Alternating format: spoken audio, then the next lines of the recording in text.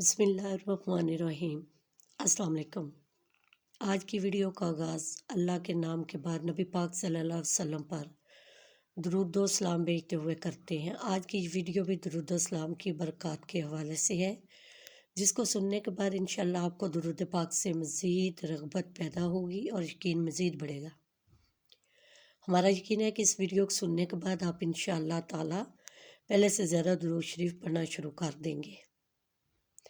मोहतरम नाजरीन, एक नेक बुज़ुर्ग अपना वाक़या इस तरह बयान करते हैं कि मैं 5 या 6 साल का था जब मेरी वालिदा का इंतकाल हो गया और हम हिंदुस्तान के सूबा बहार में रहते थे। वहाँ वालिदा की वफ़ात के बाद वालिद साहब ने दूसरी शादी कर ली और हमारी सतीली माँ हम बहन भाइयों पर बहुत जुल्म करती थी। लोग घर का सारा काम भी हमसे करवाती, खाने पीने पर भी पाबंदी थी।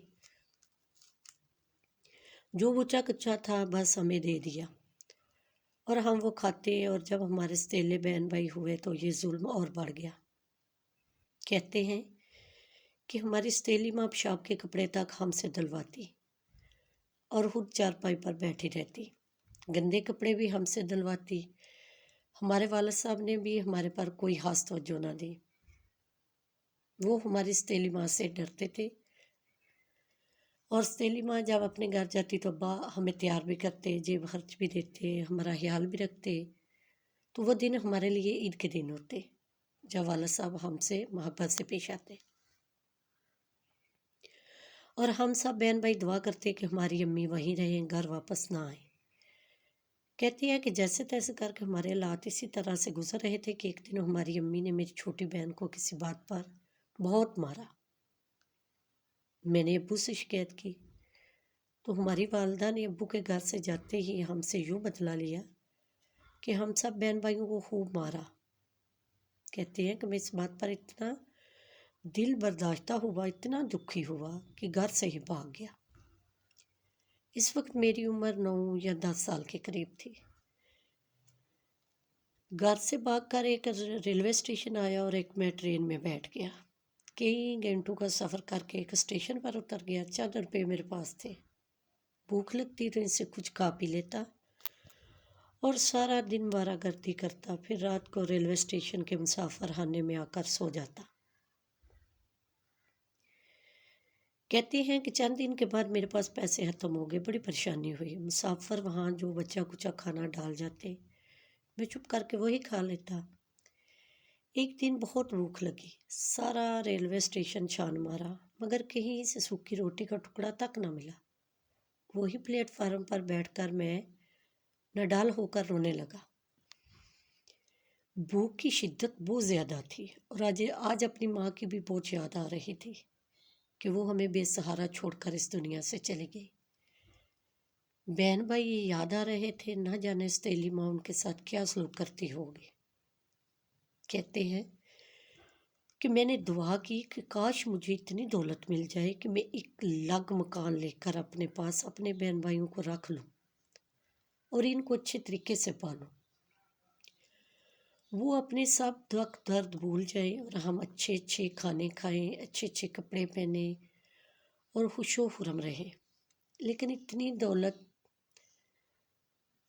मेरे पास कहाँ थी कि यहाँ तो सूखी रोटी तक न थी। कई दिन फाकू में गुजर गए, सिवाय पानी के मेरे अंदर कोई चीज़ नहीं गई थी। इन्हीं सोचों में गुम था कि 2 बुजुर्ग मुसाफिर खाने में दाखिल हुए और थैले में से खाना निकाल कर खाने लगे। कहती हैं कि मैं सामने बेंच पर ही लेटा हुआ था। खाने को देखकर मेरी भूख मज़ीद तेज़ हो गई। मैं उठकर बैठ गया और खाने की तरफ देखने लगा। दिल तो चाह रहा था कि मैं इनमें से खाना छीन कर भाग जाऊँ और दूर कहीं जाकर पेट भर कर खाना खाओ। लेकिन एक तो कई दिनों से भूखा था, फाकू से था जिसमें ताकत नहीं थी। दूसरा ये कि वो 2 आदमी थे और मैं एक छोटा बच्चा। मैं बड़ी बेबसी के साथ इनको खाना खाते देखने लगा कि अचानक इनमें से एक बुजुर्ग की नज़र मुझ पर पड़ी। उन्होंने मुझे गौर से देखा और फिर कहा, आओ खाना खाओ। मैं तो जैसे इशारे का मुंतज़िर था।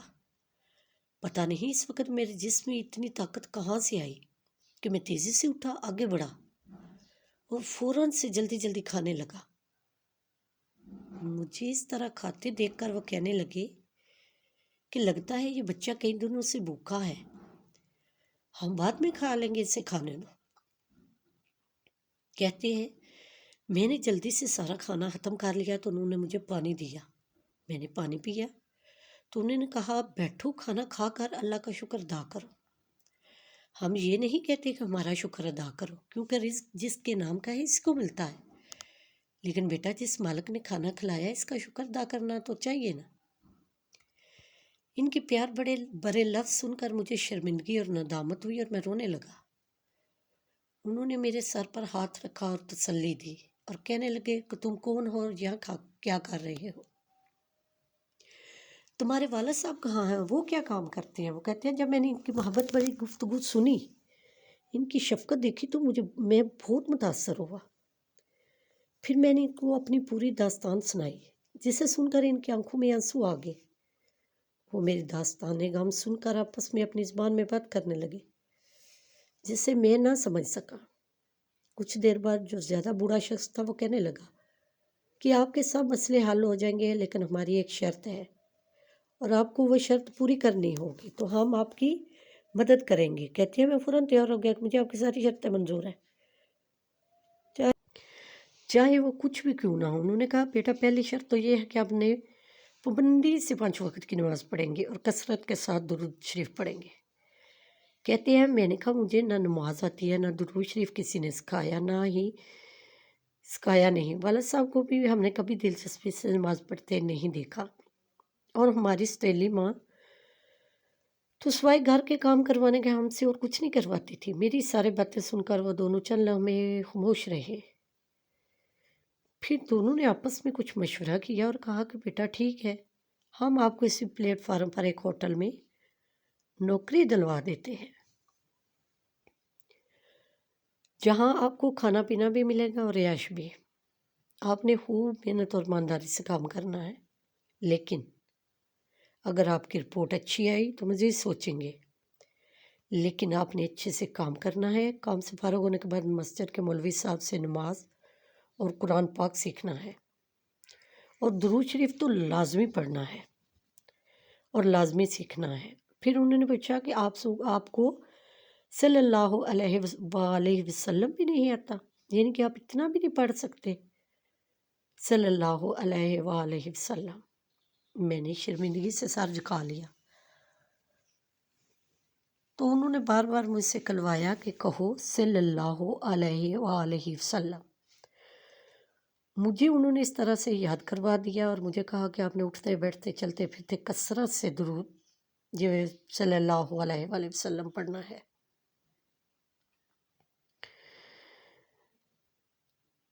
اس کے بعد انہوں نے بولا کہ چلو ہم آپ کو کام پر لگوا دیتے ہیں۔ وہ مجھے لے کر ہوٹل پر گئے اور وہاں پر انہوں نے مجھے کام پر لگوایا، جہاں سے میں کھانا لے کر کھایا کرتا تھا۔ جب میرے پاس پیسے ہوا کرتے تو میں نے دیکھا کہ ہوٹل کا سارا عملہ ان کا بے حد احترام کر رہا تھا۔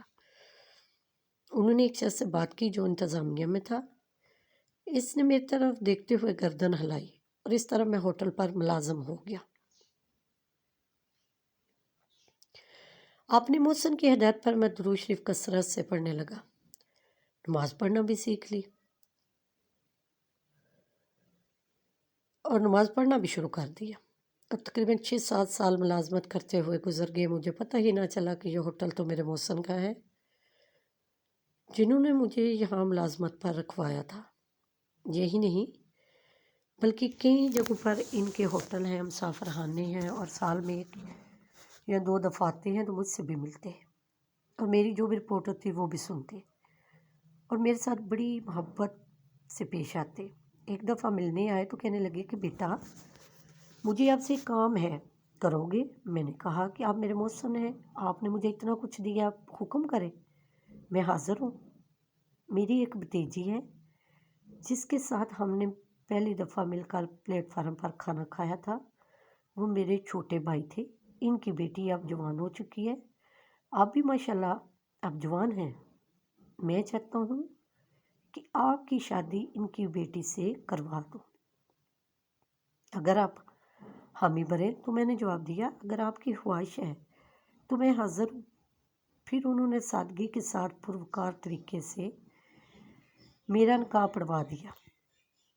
निकाह के चंद दिनों में मुझे अपने बहन भाई बहुत याद आए। मैंने इसी दिन अहद कर लिया कि निकाह से फारग होकर मैं इनसे मिलने ज़रूर जाऊंगा। लिहाजा निकाह के चंद दिन बाद मैंने अपने मौसन से मशवरा किया तो उन्होंने कहा कि बेटा ज़रूर जाओ, लेकिन पहले अकेले जाना, बीवी को साथ लेकर ना जाना, मुनासिब नहीं। वहाँ आपकी सौतेली माँ है, लड़ाई झगड़ा हो तो ये भी अच्छा नहीं। वहाँ जाकर आप इनसे लड़ाई झगड़ा मत करना, बल्कि माफ़ी मांगना और अपने बहन भाइयों के लिए तोहफे लेकर जाना, क्योंकि तोहफे देना सुन्नत है। और सारे रास्ते दुरूद शरीफ पढ़ते जाना सल्लल्लाहु अलैहि वसल्लम। मेरे मौसन बहुत ही नेक और खुदातर्स आदमी थे। मैंने इनकी हदायत पर अमल किया और सारे रास्ते दुरूद शरीफ पढ़ता हुआ ट्रेन के ज़रिए अपने घर रवाना हो गया। जैसे जैसे घर करीब आ रहा था मेरा दिल बुरी तरह से धड़क रहा था। नज़रों में बहन भाइयों के चेहरे घूम रहे थे। कहते हैं कि अजीब सी कैफियत थी।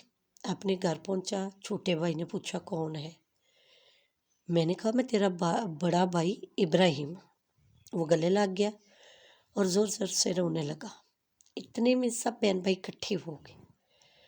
बारी बारी सबसे मिला। सौतेली माँ भी मुझे बहुत हैरत से देख रही थी। उन्होंने भी मेरे सर पर हाथ रखा और कहा बाहर ही मिलते रहोगे या अंदर भी आओगे। मैं खुशी के वो लम्हे कैसे बयान करूं। अंदर जाकर सबका सामान निकाला। सबसे पहले सौतेली माँ को इनका तोहफा दिया। इसके बाद अपने सौतेले बहन भाइयों को दिया। मैंने देखा कि खुशी से मेरी माँ की आंखों में आंसू आ गए। कई दिन इनको अपनी दास्तान सुनाने में गुजर गए। तकरीबन 2 महीने बाद मैंने वापसी का प्रोग्राम बनाया। सब उदास थे। मेरे बहन भाइयों ने अलग से मुझे बताया कि आप जैसे हालात छोड़ कर गए थे वैसे ही हैं, बल्कि माँ अब पहले से भी ज़्यादा जुल्म करती है और काम लेती है। अलबत्ता जब से आप आए हैं इनका रवैया बदला है। पता ही नहीं चलता कि ये सौतेली माँ है या हकीकी माँ है। अब आप चले जाएंगे तो फिर से हमारा वही हाल होगा। और आप अब्बा जान से भी नहीं मिले जो काम के सिलसिले में दूसरे शहर में रहते हैं। मैंने इन्हें तसल्ली दी कि अब ऐसा हरगज़ नहीं होगा। मैं आपको एक नुस्खा देता हूँ जिससे आपके सारे मामलात दुरुस्त हो जाएंगे और कोई जुल्म नहीं होगा और आपको कोई परेशानी नहीं होगी।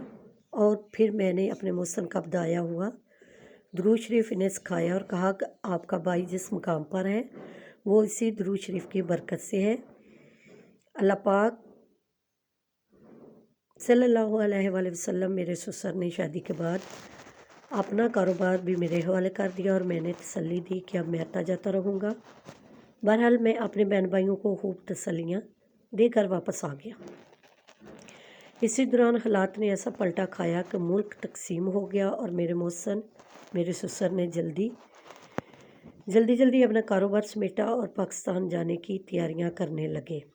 यहाँ सिखों और हिंदुओं ने इन्हें शहीद कर दिया। ऐसी अफरा तफरी मची कि जिस तरफ रुख हुआ इस तरफ चल पड़ा। मैं अपनी बीवी को लेकर एक काफ़िले के साथ बाहिर वफ़ियत पाकिस्तान पहुंच गया।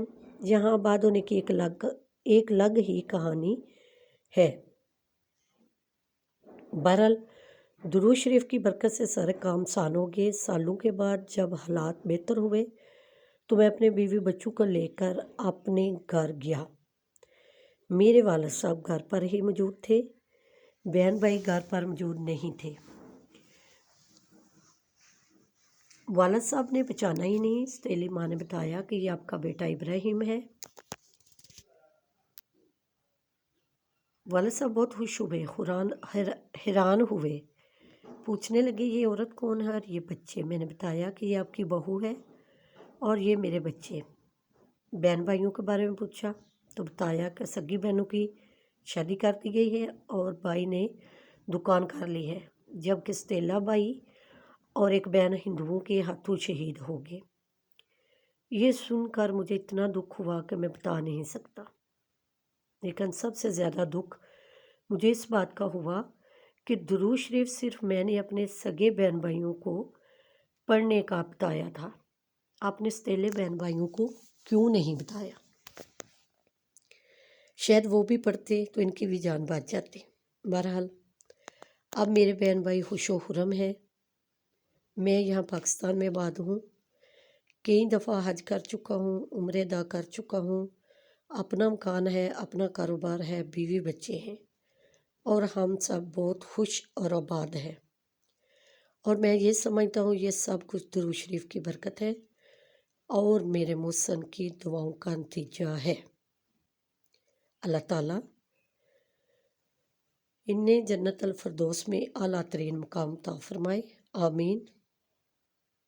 یہ سب درود شریف کی برکت ہے کہ درود شریف انسان کو فرش سے اٹھا کر عرش تک پہنچا دیتا ہے۔ کہاں کھانے کو کچھ نہیں تھا، گھر سے بھاگے ہوئے تھے، اور کہاں درود شریف صلی اللہ علیہ وآلہ وسلم پڑھنا شروع کیا تو کھانا بھی ملا، رزق میں بھی برکت ہوئی، رہنے کی جگہ بھی ملی، شادی بھی ہوئی، جان کی حفاظت بھی رہی، سلامتی بھی ملی، عزت بھی ملی، اور سب کچھ ملا۔ تو درود شریف کثرت سے پڑھیں۔ اس لیے اگر ہم بھی کثرت کے ساتھ درود شریف پڑھیں تو اللہ پاک ہمیں بے پناہ نوازے گا، غائب سے رزق کا نصیب ہوگا، مشکلات آسانیوں میں تبدیل ہوں گی، جائز خواہشات آسان طریقے سے پوری ہوں گی، دل کا سکھ اور چین نصیب ہوگا، اور سب سے بڑھ کر آخرت کا سفر آسان ہوگا، اور قیامت والے دن حضور پاک صلی اللہ علیہ وآلہ وسلم کی شفاعت نصیب ہوگی۔ دعا ہے کہ اللہ پاک ہم سب کو کثرت سے درود شریف پڑھنے کی توفیق عطا فرمائے، آمین۔